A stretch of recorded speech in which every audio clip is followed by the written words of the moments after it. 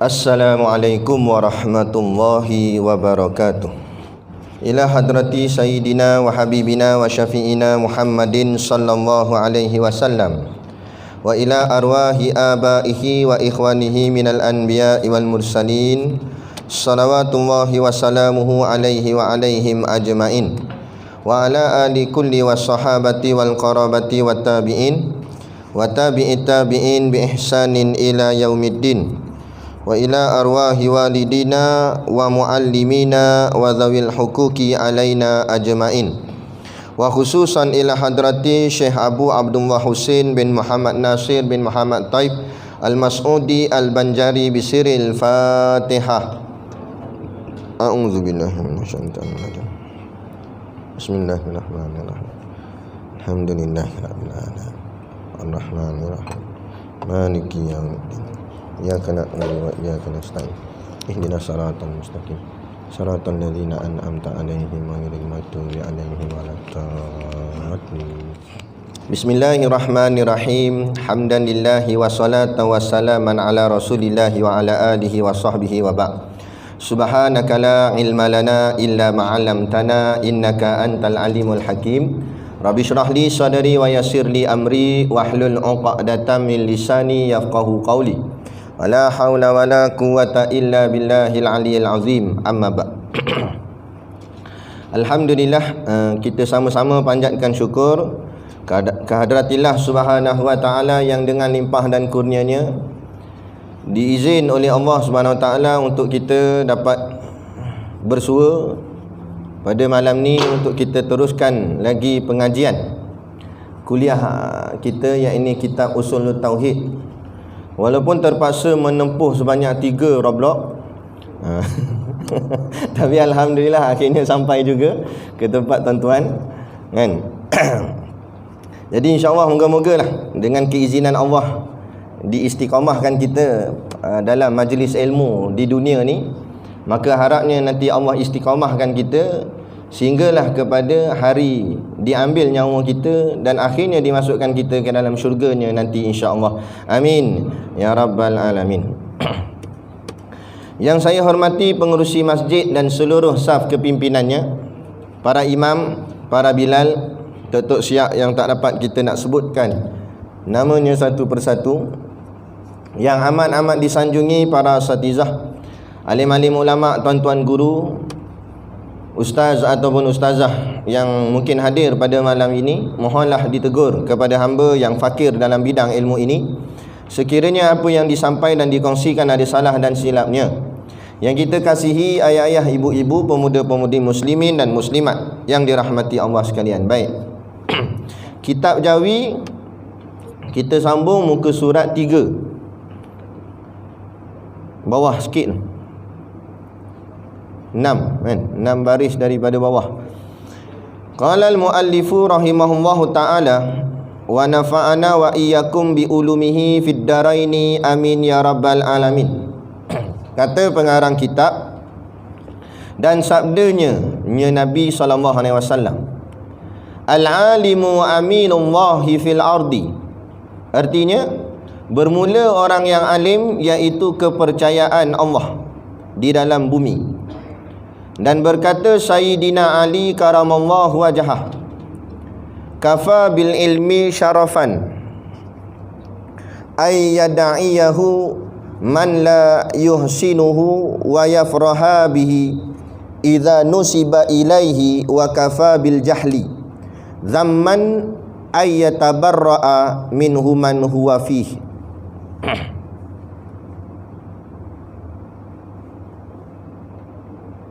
Artinya telah memadalah dengan ilmu itu kemuliaan, iaitu bahawa mengaku akan dia oleh seorang yang tiada mengetahui ia akan dia, dan suka ia dengan dia apabila dibangsa akan dia kepadanya, dan memadalah dengan jahil itu kecelaan, iaitu bahawa melepas, artinya menjauh daripada jahil oleh seorang yang ada ia padanya. Bermula yang kedua nanti dulu. Baik, kita sambung lagi. Masih lagi di dalam bab muqaddimatun fi fadilati ilmi wa ta'allumi, yakni pada bab nak menceritakan tentang kelebihan orang yang belajar akan ilmu agama dan orang yang mengajar akan dia. Tiga kelebihan ilmu agama, kelebihan orang belajar dia, dan kelebihan orang mengajar dia. Jadi katanya Syekh nakalkan sepotong hadis yang berbunyi sabda Nabi, al-alimu aminullahi fil ardi, yang artinya al-alim, alim maknanya orang yang alim lah, orang yang ada ilmu, orang yang mengaji. Aminu tu maknanya percaya. Aminullah, orang yang dipercayai oleh Allah. Fi tu pada ataupun dalam. Al-ardi maknanya bumi. Al-ardi bumi.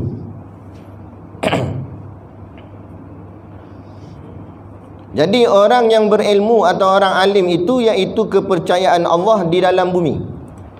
Bukanlah masuk dalam bumi itu dalam tanah, tapi maknanya di bumi lah. Maknanya orang alim ni orang yang menjadi kepercayaan Allah di dunia ni. Maksudnya apa? Maknanya kalau orang alim tu pun Allah percaya kat dia, dah kalah kita. Kalau Allah percaya kat orang alim, kita patut lebih lagi kena percaya kat orang alim. Sebab Allah pun percaya kat orang alim. Mana Allah letakkan kepercayaan pada orang alim, kita pun kena letaklah kepercayaan pada orang alim, orang yang ada ilmu.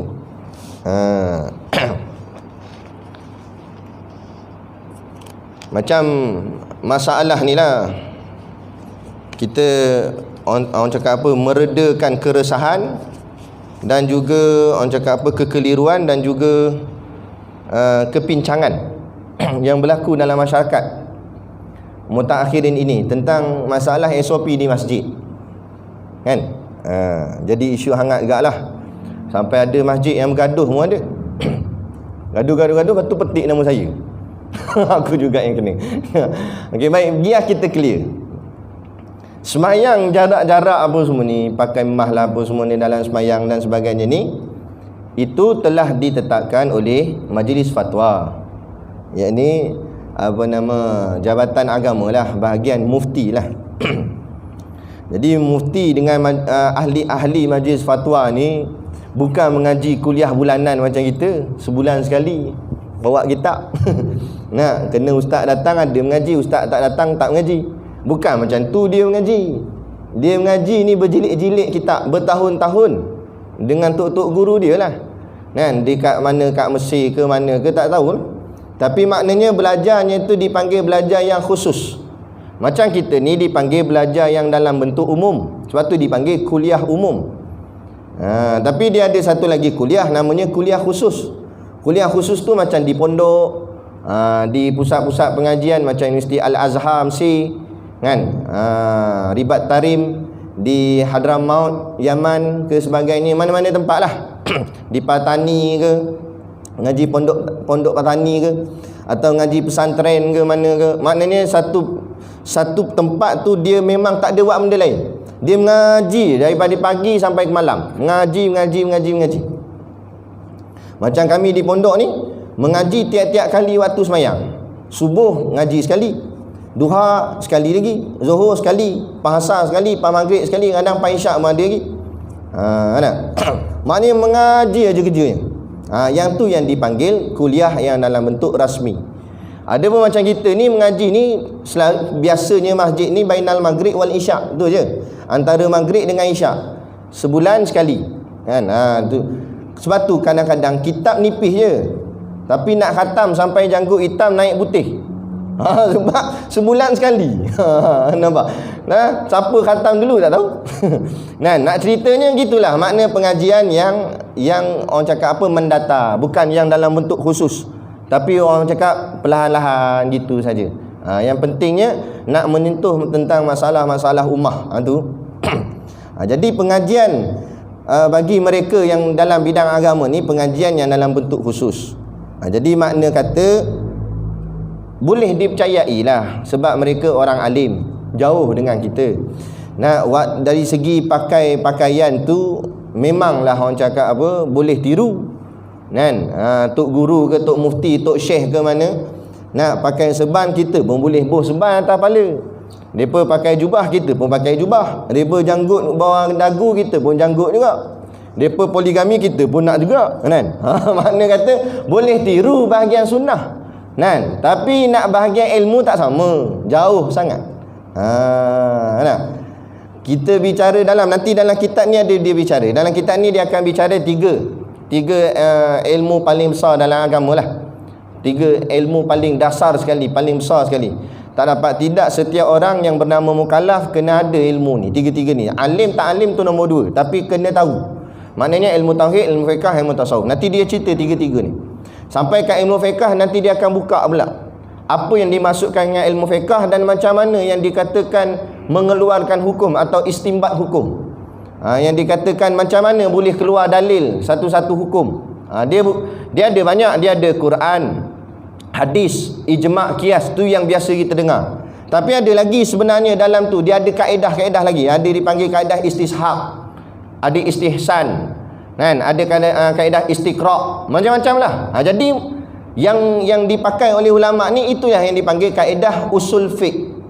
Sadul zara'i, mencegah bila bertembung dua perkara yang mudarat, ambil mudarat yang paling ringan. Itu ada kaedah-kaedah dia. Jadi apa yang telah diputuskan tu berdasarkan kaedah-kaedah fiqh, kaedah-kaedah ilmu mereka yang layak pada tempatnya lah. Cumanya yang jadi viral dekat WhatsApp tu, video-video itu pun tak salah juga. Bukan kita petikai ustaz-ustaz tu. Ustaz tu dia bukan petikai tentang SOP, tapi yang dibuat persoalan, adakah bagaimana keadaan sekarang ni yang disebut sebagai norma baharu ni? Adakah norma baharu ni akhirnya jadi memang bukan setakat norma baharu dah, jadi lazim kat kita dah? Maknanya timbul satu persoalan, sampai bila nak solat jarak? Itu saja, bukan petikai solat jarak. Solat jarak tak dipetikai, tapi yang ditanya sampai bila. Nakkan satu bentuk kajian ataupun kepastian. Itu saja, maka dimintalah dirujuk semula macam yalah. Figure-figure yang biasa kita dengar, antaranya Ustaz Kazim kan, Ustaz Badli Shah lagi dan sebagainya lah, yang viral dalam yang itu. Dan kita pula bahagian orang awam, depa sama-sama alim, tegur menegur itu lumrah, sebab sama-sama cikgu. Macam kat sekolah lah, cikgu matematik cakap dengan cikgu sains pasal ilmu depa, tiba-tiba anak murid menyampuk. Anak murid kata salah ni. Patut hidrogen.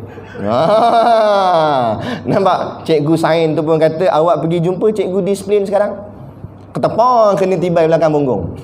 Makna kata tak layak lah, maksudnya begitu. Maknanya orang alim sama orang alim tegur menegur, itu bahagian dia, sebab dia sama-sama berilmu. Dia pun faham, orang yang ditegur pun faham, orang yang menegur pun faham. Kadang-kadang kita semata-mata emosi, kita pun nak masuk juga. Sembang kedai kopi, tepuk meja terbalik cawan sembang. Aku tak setuju kat SOP ni, apa sop-sop apa benda ni. Sabar lu, tak setuju tak mana. Macam mana kaedah, tengok dulu kan.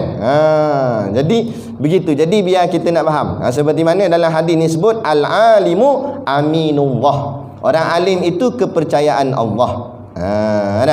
Fil ardi, di atas muka bumi ni.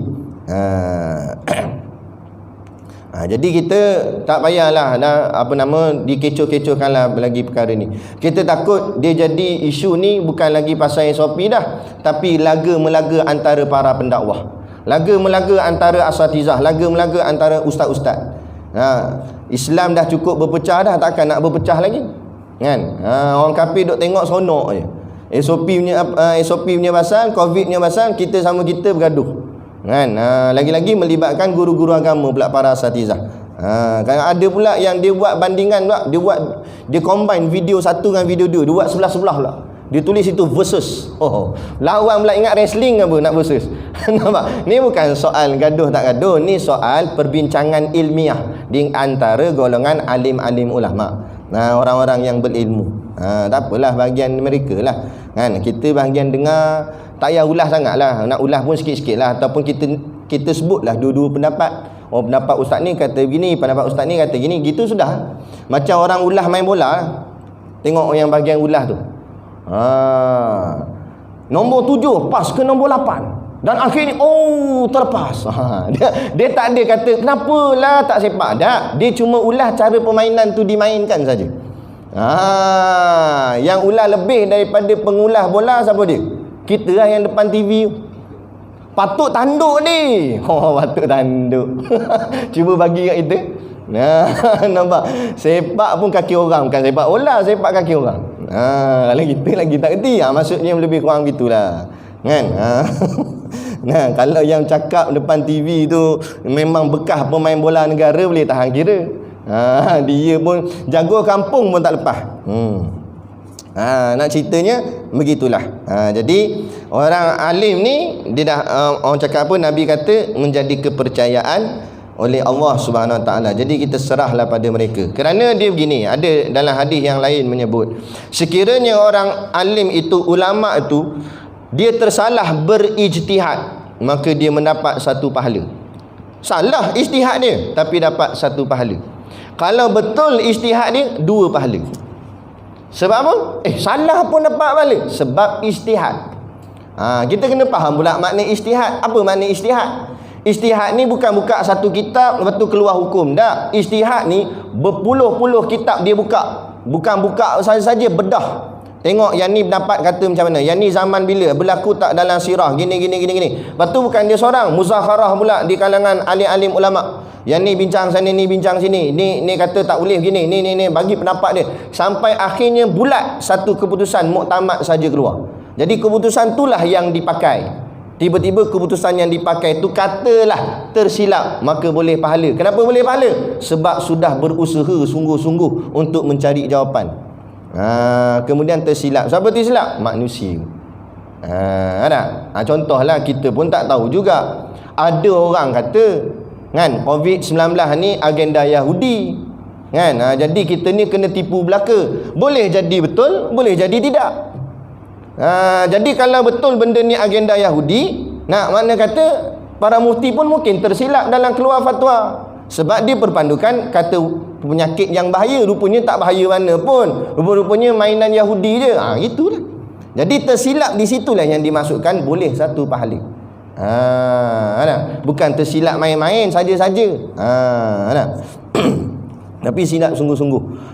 Mana dah berhempah pula mencari jawapan tapi ada kesilapan situ. Itu barulah dimaaf. Dan kalau betul pula dia punya ijtihad, boleh 2 pahala. Sebab yang pertama pahala berijtihad, pahala sungguh-sungguh. Pahala yang kedua pahala kerana menyelesaikan masalah rumah dengan betul. Itu dia. Tapi jangan terus pakai macam ni saja pula hadis dia. Kena hati-hati pula.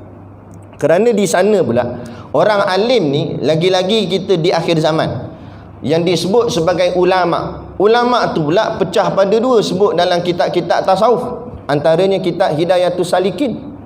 Kan? Disebut oleh Syekh Abdul Samad Al-Palimbani, dia kata hati-hati kepada kalian yang kita hidup di akhir zaman ni, kerana ulama tu pula pecah pada 2. Apa pecah pada 2? Yang pertama disebut sebagai ulama su'. Su' bukan busuk. Ulama su' makna su' tu jahat. Satu lagi, ulama su' ni juga diberi gelaran ulama dunia. Satu lagi ulama akhirat.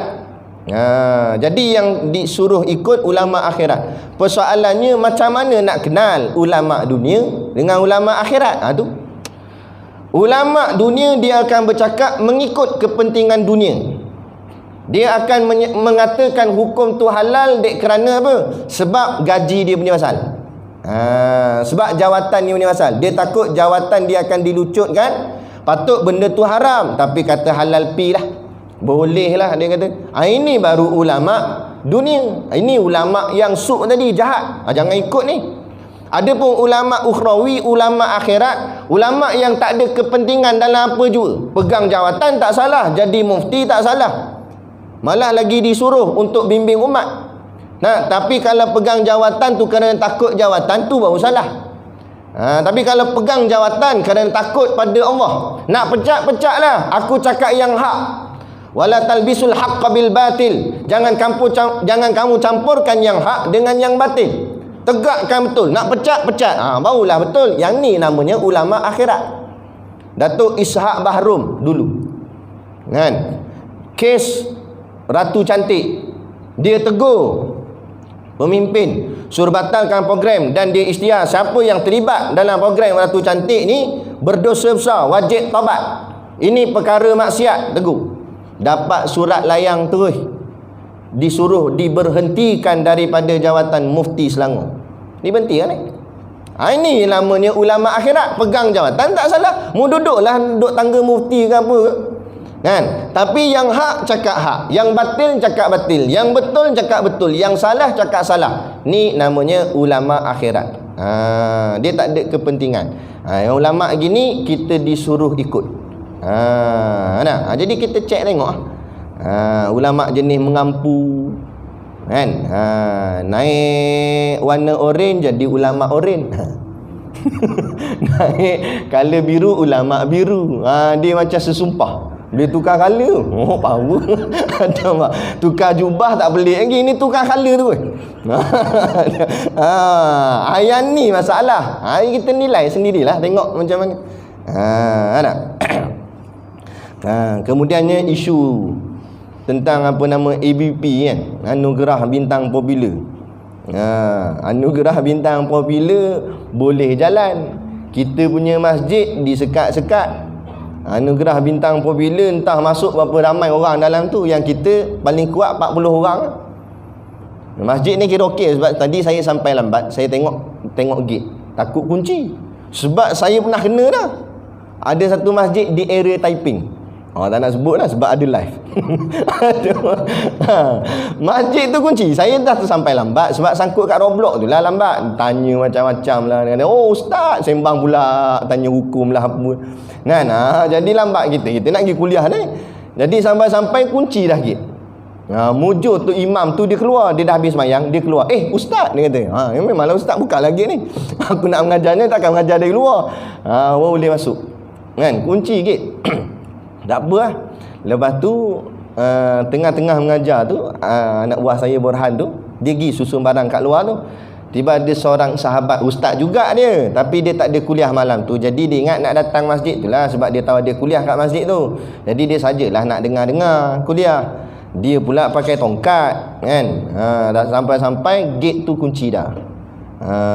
Di Taiping masa tu zon kuning. Jadi 23 orang je boleh. Zon kuning. Jadi kata Tok Siak yang jaga masjid ni, dia kata tak boleh masuk ustaz, sebab dah cukup 23 orang. Ustaz tu kata Anas seorang takkan tak boleh kot. Anas seorang tak boleh ustaz, ni peraturan. Elok-elok kita boleh kuliah, boleh semayang, terus ditutupkan masjid ni. Tak apalah, ustaz balik lah. Balik ustaz tu, patah balik itu, muka sian, muka sedih. Monyok gitu je. Lepas tu pula bahagian anugerah bintang popular ni tak apalah pula. Entah masuk berapa orang dah masuk dalam tu. Yang kita pula kuliah kena straight, masuk isyak kena berhenti.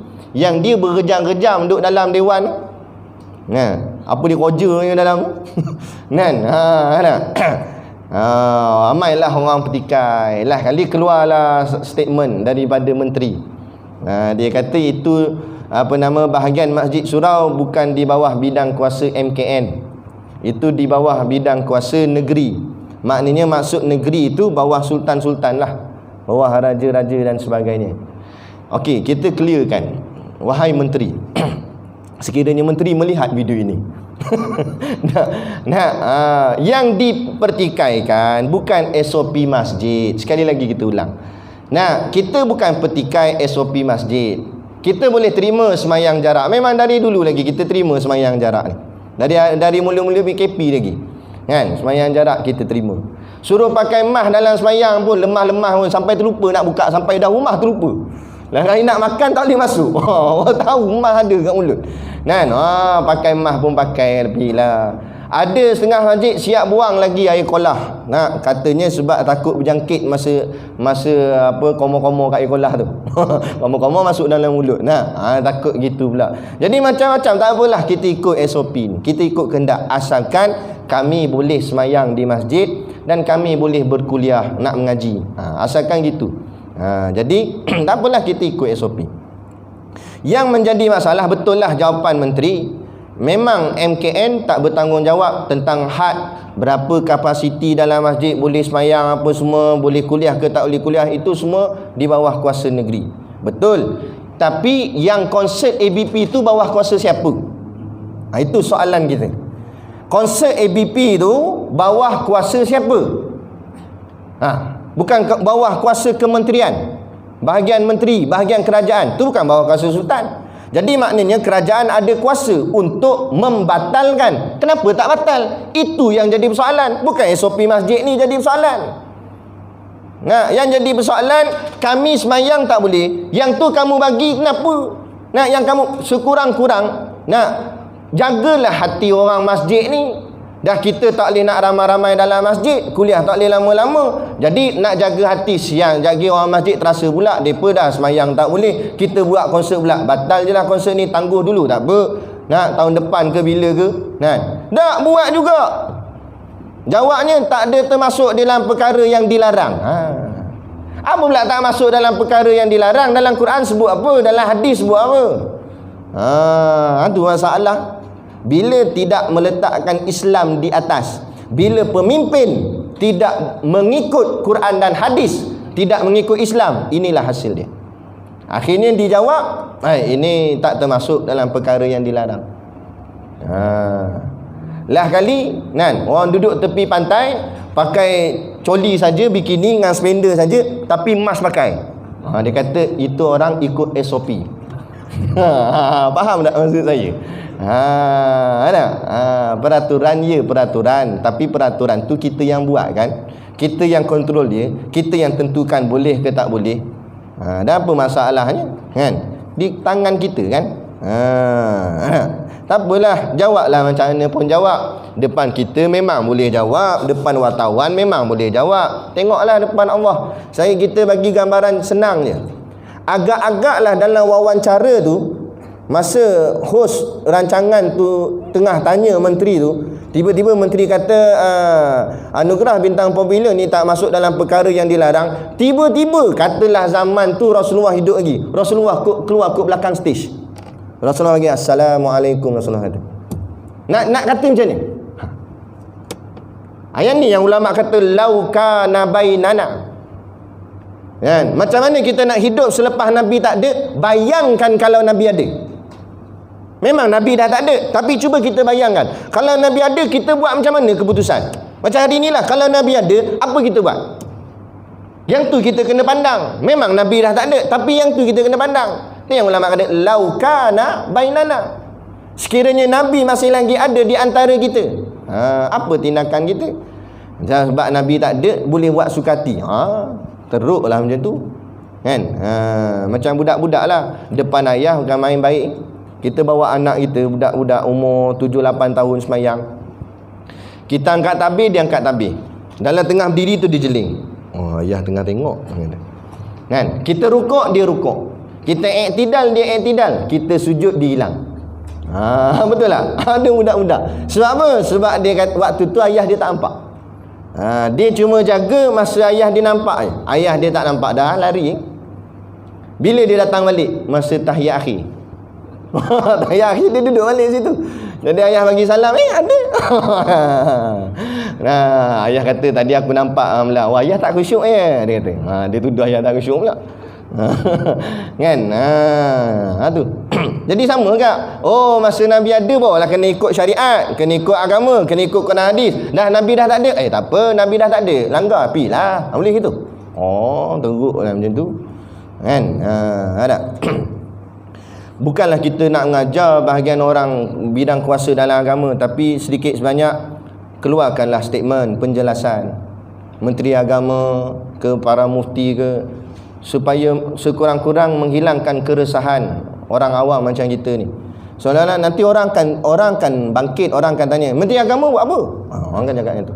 Lain kali dia agak sakit hati bila orang cakap macam tu. Dah, keluarlah statement, keluarlah kenyataan kata kita dah bertemu dengan menteri sekian-sekian, tapi masalahnya menteri tetap teruskan juga. Jadi kita dah buat satu usaha sehabis mungkin yang sedaya kita mampu. Itu. Jadi sekurang-kurang orang nampaklah, okeylah menteri agama dah buat kerja dah. Bahagian mufti pun dah buat kerja dah, tapi nak macam mana dah undang-undang dasar perlembagaan negara kita tertakluk macam tu. Yang ni yang kita nak cuba bawa perubahan supaya Islam benar-benar didaulatkan di dalam negara kita.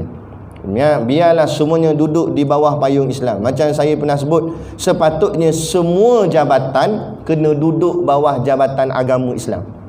Jabatan agama Islam bukan sebahagian daripada jabatan dalam kerajaan, tapi dialah yang sepatutnya menjadi tunggak dalam jabatan kerajaan itu sendiri. Mana jabatan-jabatan lain duduk bawah dia. Betul. Ini bila kita petikai pasar malam, kita petikai Tesco, dia kata ini bukan bawah jabatan agama. Nak jabatan agama bawah dia masjid surau. Itulah yang jadi masalah. Habis kelab pub disco, kapal terbang dan sebagainya, kan? Kapal terbang boleh pula rapat-rapat. Dia kata kalau buat jarak-jarak rugilah tiket. Itu masalah. Kita patut kita terang balik. Kita bukan petikai SOP di masjid, tapi masjid ni patutnya jadi contoh. Nah, maknanya semua kena ikut masjid, bukan masjid kena ikut yang lain. Yang lain dah kena ikut masjid. Sebab Nabi SAW bila hijrah ke Madinah, bangunan pertama yang Nabi bina masjid. Nabi tak bina pejabat lagi. Sehingga zaman Saidina Umar sebagai khalifah, datang delegasi daripada negara luar, negara lain, datang nak bertemu dengan khalifah Daulah Islamiah, negara orang Islam. Jadi khalifahnya Saidina Umar, maknanya Perdana Menteri paling perdana sekali lah. Paling besar sekali waktu tu Saidina Umar khalifah. Jadi delegasi pada negara lain datang, macam wakil-wakil negara lain datang negara kita nak jumpa Perdana Menteri. Dia tanya mana pejabat. Rakyat pun tunjuk, dia tunjuk Masjid Nabawi situ. Itu rumah ibadat, kata dia. Dan aku tanya, mana pejabat khalifah? Tu di Kubah tu, ni masjid tu, khalifah duduk situ. Terpinga kawan ni. Bila sampai-sampai masuk dalam tu, memang jumpa Saidina Umar di dalam tu. Dia tanya dia, mana pejabat sini? Macam mana kamu mentadbir? Kami mentadbir bermula daripada rumah Allah. Masjid tu jadi tunggak pemerintahan. Rumah Allah jadi tunggak pada pemerintahan. Barulah Islam didaulatkan. Barulah nak rencanakan apa keputusan pun dalam pemerintahan, semua bercorakkan pada Islam. Semua keputusan kena rujuk Islam, rujuk Quran, rujuk hadis, rujuk ijma', rujuk qiyas. Baru betul. Sebab bila tampuk pemerintahannya bermula daripada masjid. Jangan pejabat kerajaan je kubah masjid. Nampak? Kubah lawa dah, warna pun cantik dah, hijau. Tu dia berkata tanda-tanda nak menang tu. Nampak? Tu. Kan? Tapi jangan bahagian gaya bangunan sahaja, tapi biarlah betul-betul bercorakkan kepada agama. Maknanya apa-apa pun rujuk agama lah. Nak boleh buat konsert, tak boleh buat konsert, kena tanya ulama'. Bukan pandai-pandai sini. Ulama' semua apa-apa nak tanya ulama'. Semua nak tanya ulama'. Betul. Hadis pendek je, hurai panjang sangat. Nak menjelaskan. Kan, baik. Jadi artinya bermula orang yang alim, iaitu kepercayaan Allah di dalam bumi. Selesai. Dan berkata Saidina Ali karamallahu wajhah. Dulu ada viral. Orang kata jangan sebut karamallahu wajhah. Itu geng Syiah pula dah. Syiah pula. Dia ginilah. Syiah tak Syiah, benda tu salah ke tak salah, gitu je. Jangan lagi kita pegang sebab Syiah sembahyang maghrib, jangan kita sembahyang maghrib. Sebab Syiah sembahyang maghrib pula dah. Jadi bukan masalah kita ikut Syiah. Masalahnya perkara itu boleh tak boleh hukumnya. Sebab hukum taklifi ni 5 je. Wajib, sunat, harus, makruh, haram. Kan? Macam persoalan ada satu masjid jadi bergaduh. Sebab tu pengerusi masjid cadang nak buat baca surah Mulk selepas sembahyang Isyak. Buat tiap-tiap hari. Lepas sembahyang Isyak baca Al-Mulk. Ramai-ramai dia foto stick kertas tu bagilah seorang satu. Baca ramai-ramai. Tok Imam tak setuju. Tok Imam kata sebab zaman Nabi tak buat baca Al-Mulk lepas mayang Isyak ramai-ramai. Jadi bertelagah. Jadi kita jawab juga. Datuk Imam semayang tadi pakai apa? Pakai mic. Zaman Nabi tak pakai mic, bid'ah tu, pakai mic tu. Pakai emas lagi, bid'ah lagi bid'ah. Mana zaman Nabi ada emas? Ada. Kalau nak kira bid'ah habis semua jadi bid'ah. Lepas tu kena clear. Ingat bid'ah bukan hukum. Bagi kita faham betul-betul. Mengaji ni biar betul-betul faham. Bid'ah bukan hukum. Bid'ah hanya satu bentuk kenyataan. Dia berdasarkan hadis Nabi. Yang dikatakan hukum dalam masalah fiqh 5 sahaja, iaitu wajib, sunat, harus, makruh, haram. Jadi soal baca Al-Mulk selepas mayang Isyak tu, nak tak payah tanya bid'ah tak bid'ah. Tanya baca tu duduk dalam hukum mana daripada 5 ni. Tak mengaji sangat tinggi, tak masuk pondok pun boleh jawab. Kalau sampai kita tak reti sangat pun, tak tahu ada hadis ke suruh baca Al-Mulk? Ke ada dalil ke? Kalau tak ada dalil sekalipun, tak ada perintah suruh, tak ada perintah larang. Duduk tang mana? Kalau suruh pun tak ada, larang pun tak ada. Duduk tang tengah-tengah, mubah. Apa makna mubah? Harus. Harus ni buat pun tak apa, tak buat pun tak apa. Jadi andai katalah kalau baca Al-Mulk tu masuk dalam harus, dah apa masalah? Baca pilah, yang nak baca, yang tak nak baca sudah. Dia takut telur masin habis, pergilah keluar awal dulu. Contoh. Tak ada masalah. Wajib pun tidak, haram pun tidak. Tapi yang terang jelas ada hukum, yang tu tak nak ikut pula. Paling rendah ulama kata rokok ni makruh, tu tak ikut. Paling rendah hukum lah tu. Tak ada siapa yang berani kata harus, apatah lagi kata wajib. Wajib esok rokok ni, dia kata. Tak ada. Tu ulama tintong namanya. Jadi paling rendah makruh, paling keras haram lah, kan? Jadi yang tu pun jadi tak payah petikailah pasal baca Al-Mulk dan sebagainya, ataupun benda-benda lain lah, tahlil lah dan sebagainya, ataupun masalah karamah wajahah ni. Apa makna dia? Nak tuduh Syiah tak Syiah, faham makna dulu. Apa maksud karamah? Karamah ni kemuliaan. Allah dimuliakan Allah. Wajahah tu wajah, belakang hujung tu, iaitu makna dengan makna dia sebenarnya wajahah. Hu belakang tu makna dia tu Saidina Ali.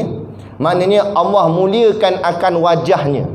Bila tanya pada ulama, kenapa Allah muliakan wajah Saidina Ali? Kerana Saidina Ali sejak lahir sampailah dia peluk Islam, tak pernah menghadapkan wajahnya pada berhala-berhala sembahan kafir Quraisy dulu-dulu. Walaupun waktu tu dia belum Islam, tapi dia tak pernah hadapkan wajahnya kepada berhala. Maka sebab tu disebut wajahnya mulia. Itu yang dipanggil karamallahu wajhah. Tak ada masalah lah nak sebut radhiyallahu anhu pun boleh. Tak sebut terus Saidina Ali je kita sebut pun boleh, kan? Sebut Ali saja boleh lagi, asalkan bukan dengan menghina.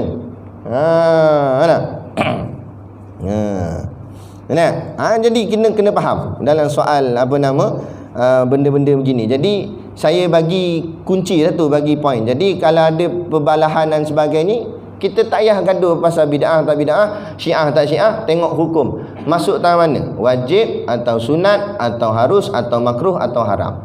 Kalau masuk dalam wajib tak dapat tidak, kena buat. Kalau masuk dalam sunat, galak buat. Tak buat tak apa, tapi kalau buat lagi bagus, sebab boleh pahala.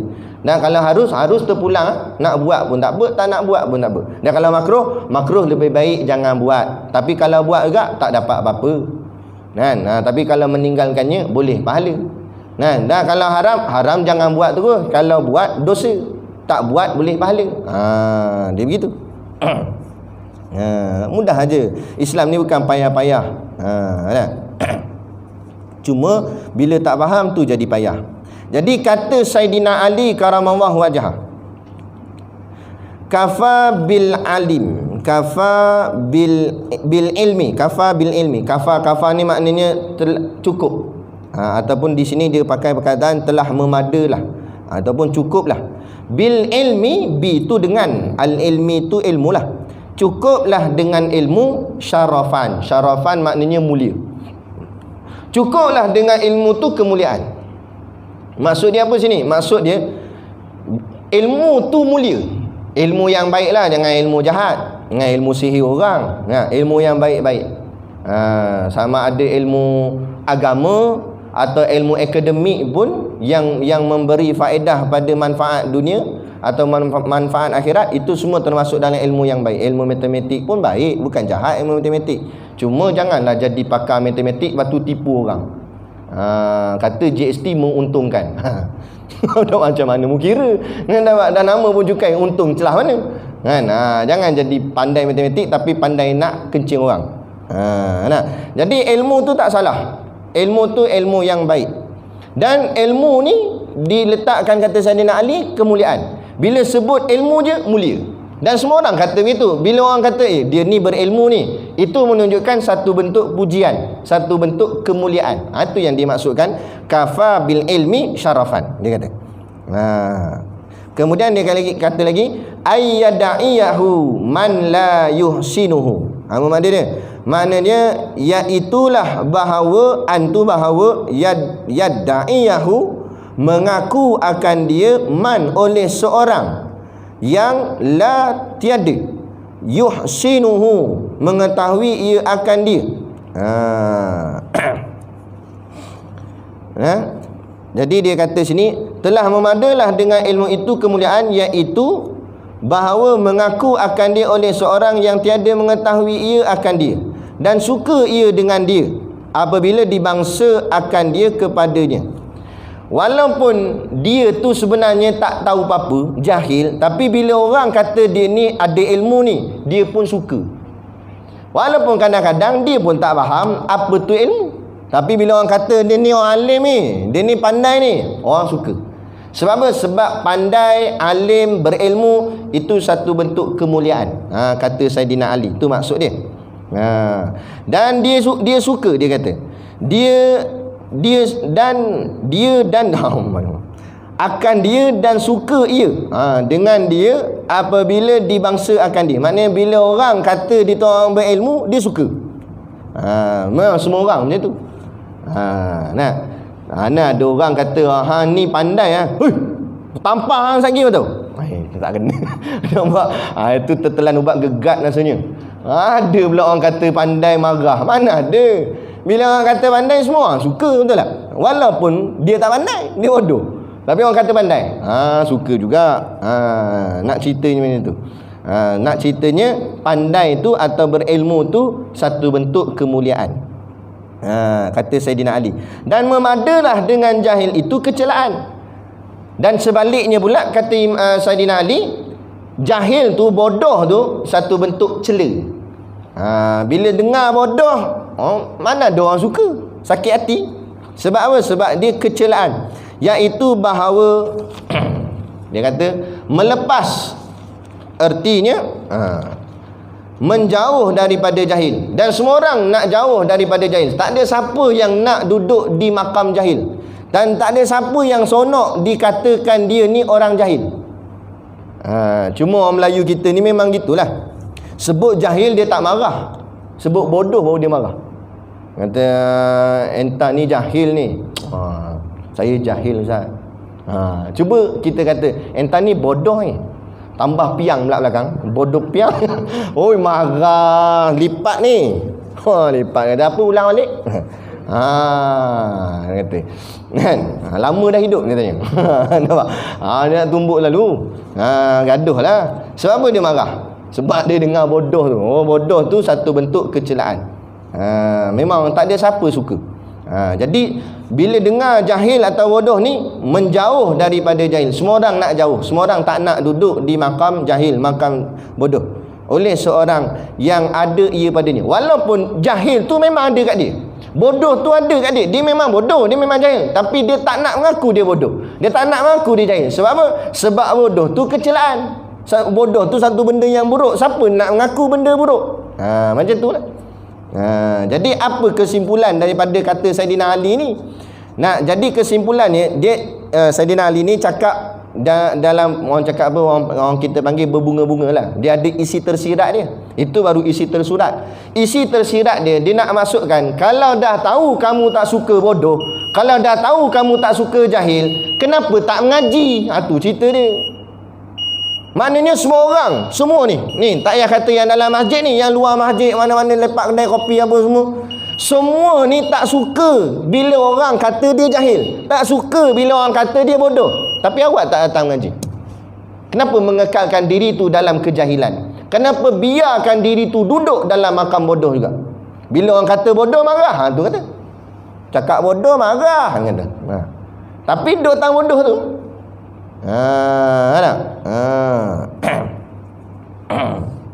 Dia duduk dalam loji taik. Kita kata, iya. Kamu ni duduk dalam loji taik lah, busuk lah.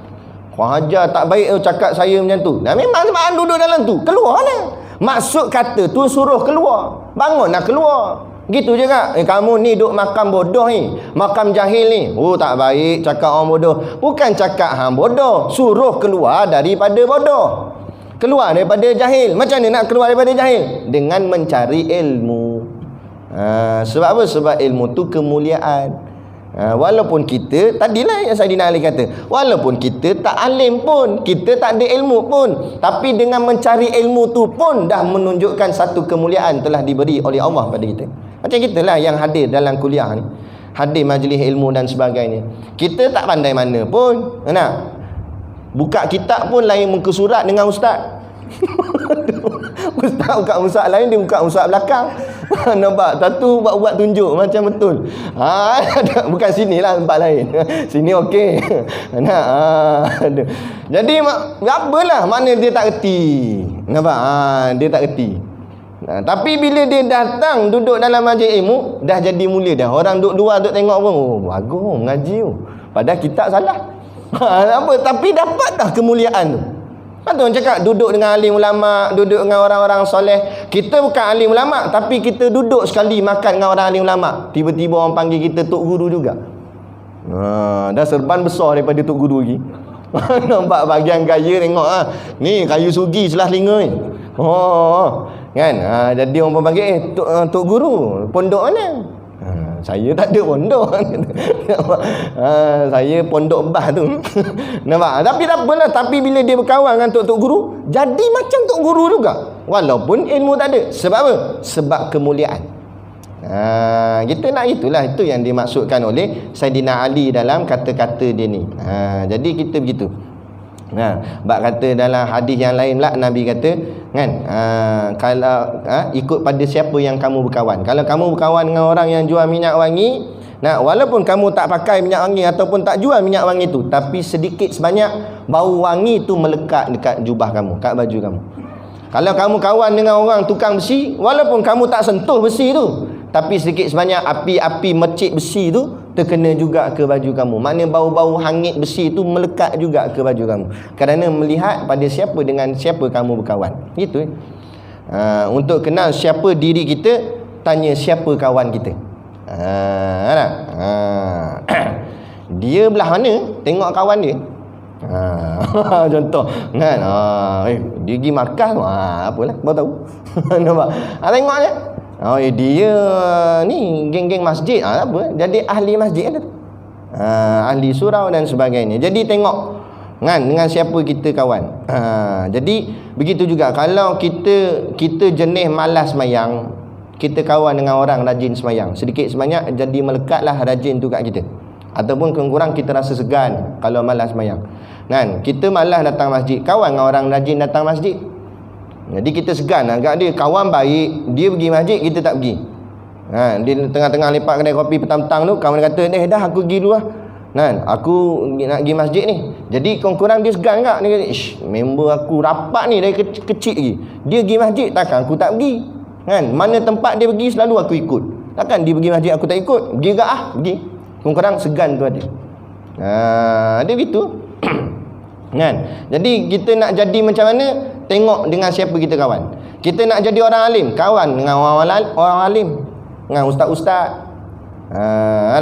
Kadang-kadang ngaji tak tara mana pun, tapi dia khidmat dengan Tok Guru. Dia bawa kereta Tok Guru, jadi driver. bawa gitu. Bila ada persoalan dia tanya, dan dia dapat duduk sebelah dengan Tok Guru. Tok Guru saya tak faham lah kalau macam ni, macam ni. Tok Guru pun jawab sambil dalam kereta, dalam perjalanan, masa panjang. Nak buat apa dalam tu? Kan? Jadi dia pun tanya-tanya. Nak sekali pergi 2-3 soalan dah tanya. Balik 2-3 soalan, sehari saja 6 soalan terjawab. Dah kalau sebulan, dah setahun, dah 4 tahun, dah 5 tahun. Silat-silat driver Tok Guru boleh ganti tempat Tok Guru. Dia begitu je. Kan? Makna kata itu. Dengan tengok siapa kita berkawan.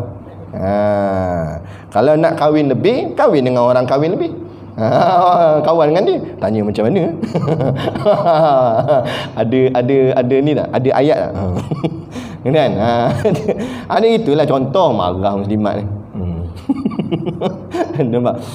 Jadi yang gitu. Jadi itu maksud kata Sayyidina Ali karamallahu wajhah. Kemudian dia kata bermula yang kedua artinya kelebihan orang yang mengajarkan dia. Yang ni kita tangguh dululah. Kan? Kita tangguh dululah. Mana boleh lama-lama dah. Anugerah bintang pun boleh lah. Masuk dah isyak kan? Bunyi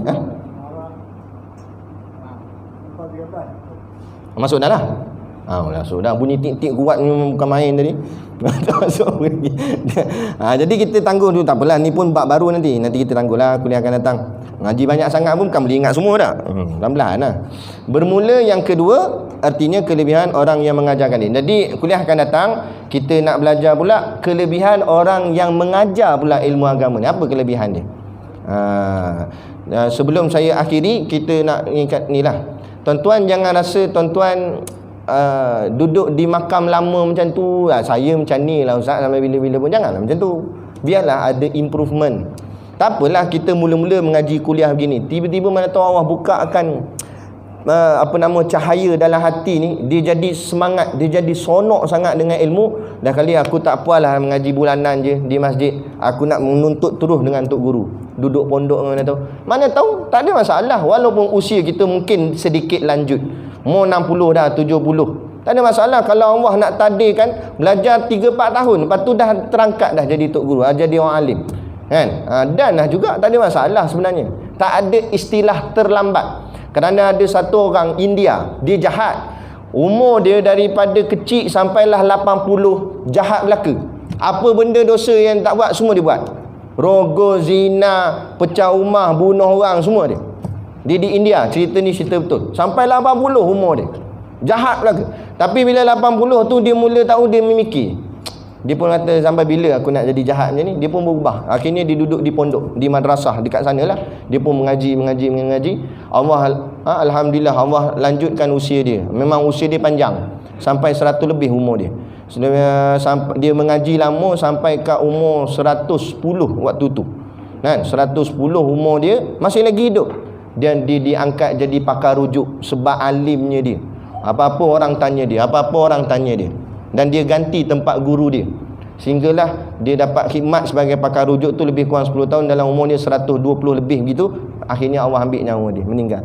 Nak ceritanya 80 baru berubah boleh jadi ulama. Kalau kita baru berapa sangat, baru dapat pencen je kan. Baru berapa sangat umur, jadi dan lagi. Tak ada masalah. Cuma janganlah cita-cita tu saya setakat ni dah Ustaz. Jangan setakat gitu je. Cuba improve sedikit sebanyak kan. Mengaji tu lebih, insya-Allah. Tak faham boleh tanya soalan kat guru-guru agama. Jadi cukup sekadar tu dulu pada malam ni yang dapat kita kongsikan. Kemudian nanti kita akan sambunglah pada kuliah yang seterusnya akan datang. Dan kita berdoalah sama-sama moga-moga masalah Covid, masalah PKP dan sebagainya ni Allah angkatlah. Mana selesailah, jadilah kita seperti macam sedia kala yang dulu. Macam mana kehidupan kita yang dulu, boleh semayang rapat, boleh bersalam, macam-macam asal baliklah kan. Kita pun rindu juga semayang rapat dan sebagainya ni kan. Jadi kita berdoa moga-moga sungguh-sungguh pada Allah. Janganlah kita hanya ikut bahagian SOP saja tapi tidak berdoa, tidak berhajat pada Allah. Kerana yang menyembuhkan ni bukan vaksin, yang menyembuhkan Allah. Kan? Yang boleh angkat wabak ni Allah. Kita ikhtiar je dengan vaksin lah, dengan apalah. Tapi segala-gala ketentuan Allah. Jadi balik kepada Allah. Mohon hajat kepada Allah. Usaha tetap usaha. Ikhtiar tetap ikhtiar. Tapi hati tu pergantungannya balik kepada Allah. InsyaAllah. Jadi cukup sekadar tu pada malam ni. Saya mohon maaf sekiranya terkasar bahasa atau mengguris hati mana-mana pihak. Apapun yang kita sampaikan, moga-moga memberi sedikit sebanyak kefahaman kepada kita untuk memperbaiki kehidupan kita menjadi lebih baik dan lebih baik. InsyaAllah. Jadi sekadar tu, wabillahi taufiq wal hidayah. Assalamualaikum warahmatullahi wabarakatuh. A'udzu billahi minasyaitonir rajim. Bismillahirrahmanirrahim. Alhamdulillahirabbil alamin wassalatu wassalamu ala asyrafil anbiya'i wal mursalin sayyidina Muhammad wa ala alihi washabihi ajmain. Allahumma taqabbal minna salatana wa du'aana innaka antas samiul alim wa tub alaina innaka antat tawwabur rahim. Allahumma ja'al dinana dinan nabi Muhammadin sallallahu alaihi wasallam wa islamana islamal muslimin wa imanana imanal mu'minin wa salatana salatal khashiin wa a'malana a'malas salihin wa niyatana niyatal mukhlisin wa dhunubana ya Allah dhunubal mustaghfirin wa hayatana hayatal ulama wa mautana bi mauti syuhada wa adkhilnal jannata ma'al anbiya alaihi wassalatu wassalam. Rabbana atina fid dunya hasanah wa fil akhirati hasanah wa qina adzabannar wa qina adzabannar wa qina adzabannar. Wa sallallahu ala khairi khalqihi sayyidina Muhammad wa ala alihi washabihi wasallam. Subhana rabbika rabbil izzati amma yasifun. Salamun alal mursalin walhamdulillahi rabbil alamin. Amin ya rabbal alamin. Taqabbalallahu minna wa minkum. Takbir.